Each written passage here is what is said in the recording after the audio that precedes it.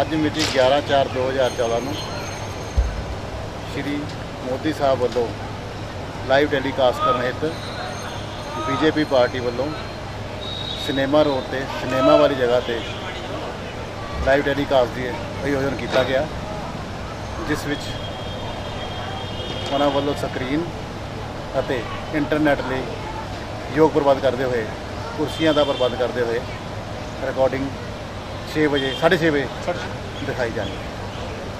एक minute sir, एक minute वाली मैं रिकॉर्डिंग चलाई खिंच के रखी, बाकी रात को करांगे।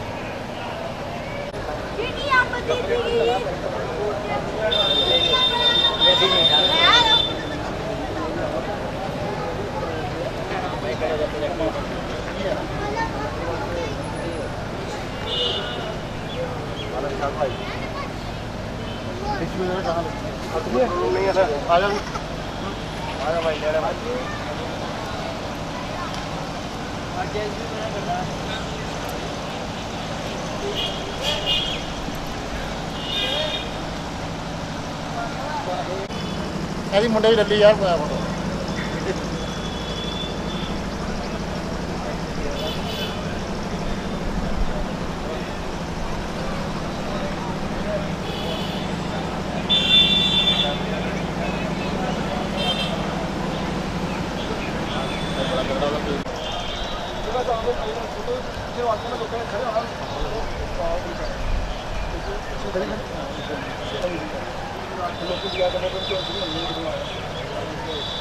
जल्दी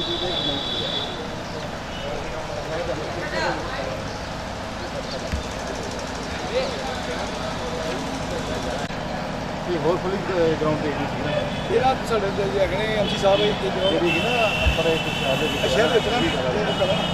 वैसे जी ना पुलिस लाइन के सामने बाहर कैटल फेयर ग्राउंड बहुत रिट कराया बाहर से शहर लोग जा रहे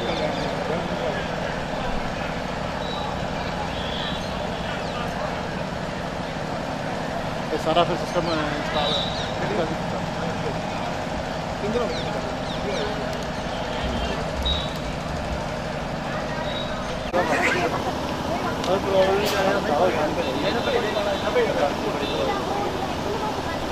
इतों लैके सारा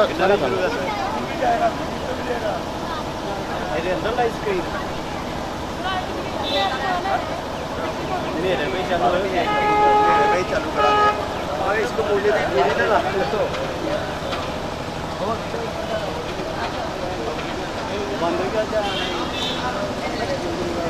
परिवार का क्या होता होगा, दोनों परिवार का हाल क्या होता होगा।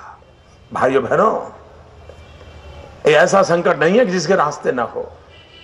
मैं गुजरात अनुभव से कहता हूं, हमने एक चिरंजीव स्कीम बनाई, इंस्टीट्यूशनल डिलीवरी बढ़ाने के लिए गरीब से गरीब मां पर अगर प्रसूता है, प्रेग्नेंट है, तो उसको अच्छे से अच्छे सारवार मिले, पब्लिक प्राइवेट पार्टनरशिप का मॉडल बनाया। और आज मेरे गुजरात में 7-8 साल पहले मुश्किल से 40-45 प्रसूति अस्पताल में या तो किसी योग्य व्यक्ति की निगरानी में होती थी। आज वो आंकड़ा हमने 98 तक पहुंचा दिया है। माताओं की जिंदगी बच रही है, गरीब माता बच रही है, गरीब बच्चे बच रहे हैं। कहने का मेरा तात्पर्य यह है, आज जितनी मात्रा में जनसंख्या बढ़ रही है, जितनी मात्रा में बीमारियां बढ़ रही है, उतनी मात्रा में डॉक्टरों की संख्या नहीं बढ़ रही है। मेडिकल कॉलेजेस की जरूरत है। क्यों न हिंदुस्तान के हर डिस्ट्रिक्ट में हम एक मेडिकल कॉलेज ना बनाए। भाइयों बहनों, जितनी बड़ी मात्रा में मेडिकल कॉलेजेस बनाएंगे, डॉक्टरों को हम तैयार करेंगे, हेल्थ सेक्टर में लड़ाई लड़ने में हमें काम आएगा। भाइयों बहनों, जितना हेल्थ केयर की आवश्यकता है, उतनी ही प्रिवेंटिव हेल्थ केयर की आवश्यकता है। हमें बीमारी को एड्रेस करना है कि आरोग्य को एड्रेस करना है, हमें पैराडिग्म शिफ्ट करना पड़ेगा। भाइयों बहनों, शिक्षा में जैसे मूलभूत सुविधाओं की आवश्यकता है, वैसे स्वास्थ्य में ही उतनी ही बारीकी से काम करने की जरूरत है। भाइयों बहनों, आरोग्य की जब बात करते हैं तो स्वच्छता एक बहुत बड़ी महत्वपूर्ण बात होती है। हम जिस महात्मा गांधी का नाम बार बार लेते हैं, क्या कभी हमने महात्मा गांधी के दिल को छूने वाली, महात्मा गांधी जिसे सबसे ज्यादा पसंद करते थे, उसकी और कभी ध्यान केंद्रित किया? मैंने जितना गांधी को जाना है, समझा है, पढ़ा है, पूज्य बापू के दिल में सफाई, स्वच्छता ये उनकी प्राथमिकता होती थी। आज भी कोई हिंदुस्तान में स्वच्छता और सफाई के ऊपर ध्यान नहीं दे सकते हैं। भाइयों बहनों, मेरा सपना है 5 साल के बाद महात्मा गांधी उनकी 150वीं जन्म जयंती आएगी। जब महात्मा गांधी की 150वीं जन्म जयंती हमें मनानी है तो हम कैसी मनाएं? क्या देश को स्वच्छ बनाने का सपना लेकर के नहीं बना सकते? बना सकते। आज हमारे बड़े बड़े शहर, भारत सरकार की कई योजनाएं चल रही है, राज्यों की चल रही है। मैंने एक बार प्रधानमंत्री से कहा था कि प्रधानमंत्री जी, हमने शहरों के विकास को एक नए रूप से सोचने की आवश्यकता है। तो प्रधानमंत्री जी ने कहा, बताइए मोदी जी आपका क्या कहना है? वैसे मेरी बात तो सुनते तो बड़े प्यार से, सुनी भी। मैंने कहा, प्रधानमंत्री जी, ये फ्लाईओवर बनाना, ये मेट्रो ट्रेन बनाना समय की मांग है, करना ही पड़ेगा, लेकिन साथ साथ 2 चीजों पर हम बल कैसे दें? Solid waste management and waste water treatment. क्या ना हम हिंदुस्तान के 500 शहरों को चुने और आधुनिक से आधुनिक दुनिया की टेक्नोलॉजी लाए और solid waste management, waste water treatment पर बल दें। और आज तो ये जो कचरा है ना, कचरे में से भी सोना पकता है। आज कचरा, कूड़ा कचरा फेंक देना नहीं पड़ता है, उसमें से भी वैल्यू एडिशन हो सकता है। और मैंने कहा, जो वेस्ट वाटर ट्रीटमेंट करेंगे, शहर के अगल बगल के गांव होते हैं जहां ज्यादातर सब्जी की खेती होती है, जो सब्जी शहर में आती है। हमने कहा, ये वेस्ट वाटर ट्रीटमेंट करके वो पानी अगल बगल के गांवों के किसानों को दिया जाए ताकि सब्जी पैदा हो। बहुत बड़ी मात्रा में सब्जी शहर में आएगी, सब्जी ज्यादा आएगी तो लोगों को कम दाम में मिलेगी। लोग ज्यादा सब्जी खाएंगे तो न्यूट्रिशन की समस्या का भी समाधान करने का एक छोटा सा अवसर मिलेगा। उन्होंने कहा, मोदी जी आपका विचार बहुत अच्छा है, आप मुझे जरा डिटेल में प्लान बना के दीजिए। वेस्ट मैनेजमेंट करना, वेस्ट वाटर ट्रीटमेंट करना और प्रिवेंटिव हेल्थ केयर को लगा। और हिंदुस्तान को अगर हमें टूरिज्म को भी बढ़ावा देना है तो स्वच्छता उसकी प्राथमिकता होती है। अगर स्वच्छता नहीं होगी, हमारे स्वभाव में स्वच्छता नहीं होगी, हमारी व्यवस्था में स्वच्छता नहीं होगी, तो हम विश्व के टूरिस्टों को आकर्षित नहीं कर सकते हैं। गंदगी में दुनिया का कोई टूरिस्ट नहीं आएगा। यहां पर देखने के लिए कितना ही क्यों ना हो, कितने ही ताजमहल क्यों ना हो, लेकिन कोई नहीं आएगा। और इसलिए भाइयों बहनों, हमें टूरिज्म को भी बढ़ावा देना है। और टूरिज्म ऐसा क्षेत्र है कि जहां कम से कम लागत से, इतना ही नहीं, चाय वाला भी कमाता है। और इसलिए भाइयों बहनों, आज दुनिया में $3 ट्रिलियन का चाय टूरिज्म का बिजनेस है। उस बिजनेस को हिंदुस्तान में कैप्चर करना चाहिए। भाइयों बहनों, नौजवान अब बेरोजगार रहेगा तो देश के लिए संकट होगा। हमारा सौभाग्य है कि हमारे पास 3D है। आज मैं ये 3D टेक्नोलॉजी से आपसे बात कर रहा हूं, लेकिन देश के आप जवाब तो देने को तैयार भी नहीं हो। क्या लोकतंत्र में कांग्रेस के मित्रों की जिम्मेवारी नहीं है? और देश की जनता जवाब मांगे तो हम पे कीचड़ उछालते रहते हो, गंद फैलाते रहते हो। मेरे कांग्रेस के मित्रों, कान खोल करके सुन लो, आप जितना कीचड़ उछालोगे कमल उतना ही ज्यादा खिलने वाला है। आपकी हरकतें हिंदुस्तान के युवा मन को विचलित नहीं कर सकते, हिंदुस्तान के भविष्य की चिंता करने वाली पीढ़ी को विचलित नहीं कर सकती। पराजय आपके सामने है और मैं देख रहा हूं ये तीसरे चरण के मतदान के बाद आपके हौसले पस्त हो गए हैं। अब आप मुद्दों से भटक गए हैं। आपको कुछ खुजता है। देशवासियों को कहता हूं, 60 साल बिगड़ चुके हैं, बर्बाद हो चुके हैं। कितनी आशा, श्रद्धा, विश्वास के साथ इतने सारे वोट दिए हमने, इतनी सारी शक्ति दी। अरे पंडित नेहरू से भी ज्यादा राजीव गांधी को ताकत दी थी। क्या मिला हमें? जितनी ताकत उतनी बढ़ती है उनकी, उतना भ्रष्टाचार बढ़ता है। जितना ज्यादा उन भाइयों बहनों, देश का भी भला इसमें है कि कांग्रेस सुधरे, लेकिन सजा नहीं होगी तब तक नहीं सुधरेगी। लोकतंत्र में कांग्रेस का सुधरना भी जरूरी है, वरना इतनी बड़ी संस्था अगर इतनी गंद फैलाती रहेगी तो देश से गंद कभी हटेगी नहीं। और इसलिए भी भाइयों, कांग्रेस की झूठी बातें, कांग्रेस के झूठे वादे, कांग्रेस के पिछले 60 साल के कारनामे अब देश ज्यादा सहन करने को तैयार नहीं है। मेरे भाइयों बहनों, मैं अब दिल्ली में ये सरकार के लंबे दिन नहीं है।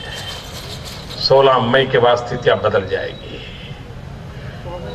एक नया विश्वास, नई आशा, नया भरोसा।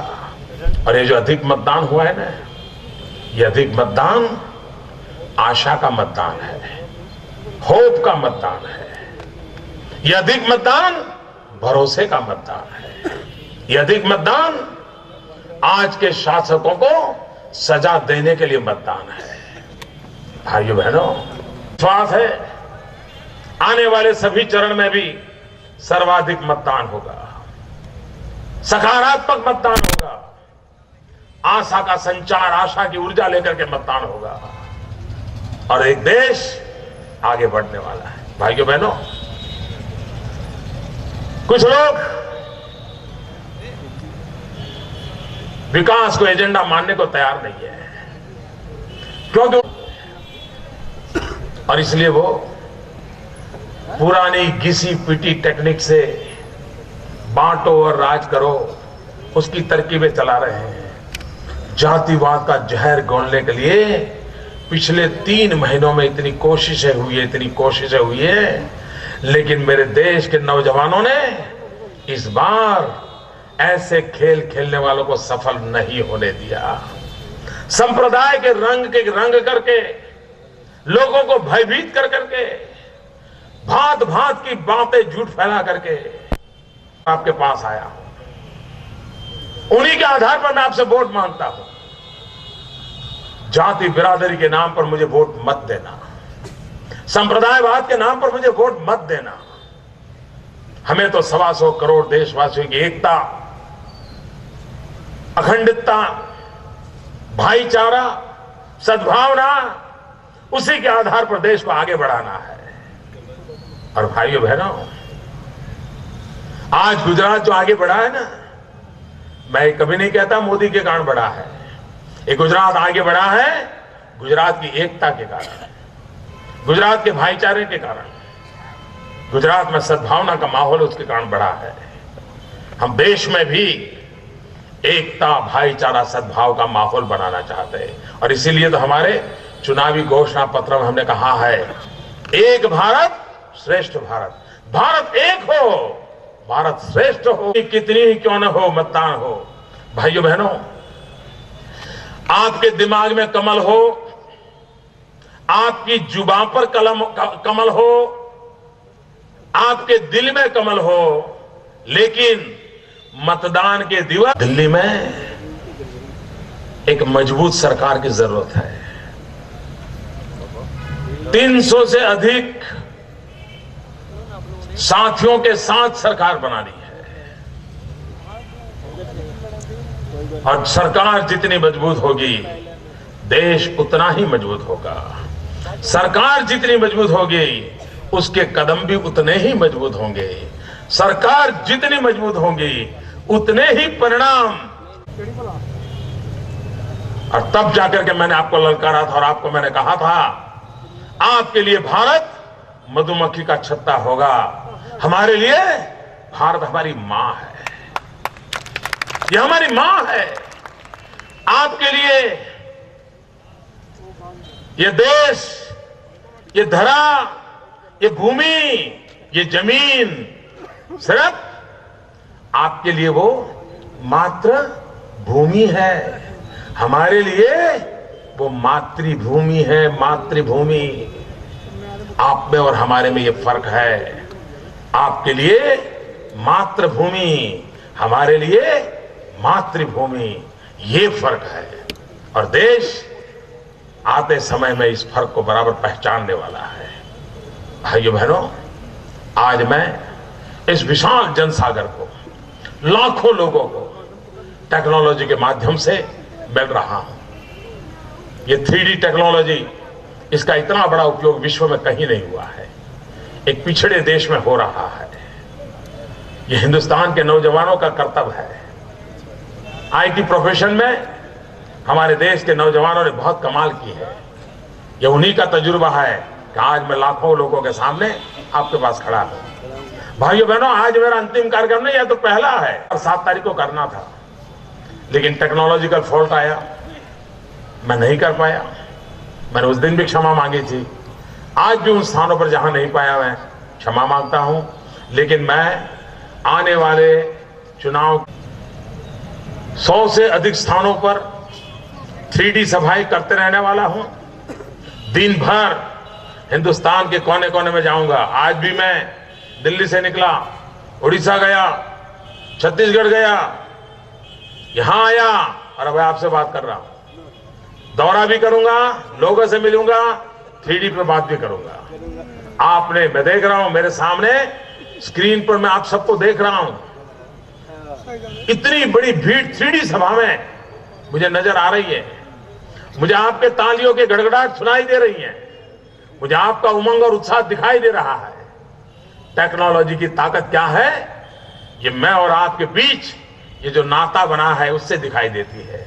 और इसीलिए तो मैं कहता हूं, हो सके उतना जल्दी हमें डिजिटल इंडिया का भी सपना पूरा करना है। भाइयों बहनों, आज मैं ज्यादा समय नहीं लेता हूं। आपके साथ बात करने का मौका मिला, टेक्नोलॉजी के माध्यम से मिला है। भाइयों बहनों, भले समय की सीमा के कारण इस बार मैं टेक्नोलॉजी के माध्यम से आया हूं। आज भले ही मैं मंच पर आपको दिख रहा हूं, लेकिन आप विश्वास कीजिए, मैं आपके दिलों में बैठा हूं, मैं आपके बीच में बैठा हूं, आप ही के लिए बैठा हूं और आप ही के सहारे बैठा हूं। मुझे विश्वास है हम सब मिलकर के भारत का भाग्य बदलेंगे। भारत का भव्य भूतकाल था, भारत का भव्य भविष्य भी बनेगा। हमारे नौजवानों में सामर्थ्य है, बस उनको अवसर देना है। और आप देखिए, देखते ही देखते देश बदल जाएगा, दुनिया का नजारा बदल जाएगा। इसी सपने के साथ आगे बढ़ना है। मेरे साथ पूरी ताकत से दोनों हाथ ऊपर करके आपको भारत माता की जय बोलनी है।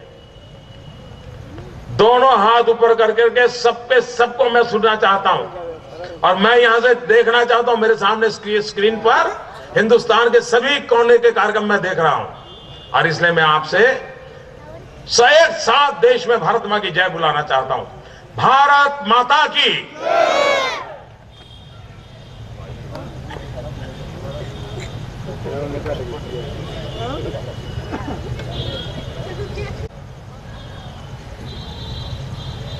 भारत माता की।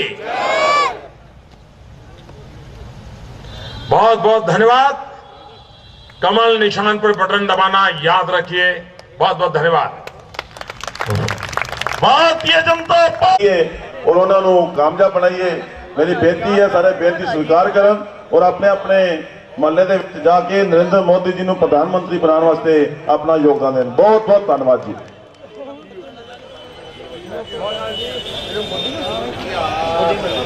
मैं एक सूचना देनी चाहना है।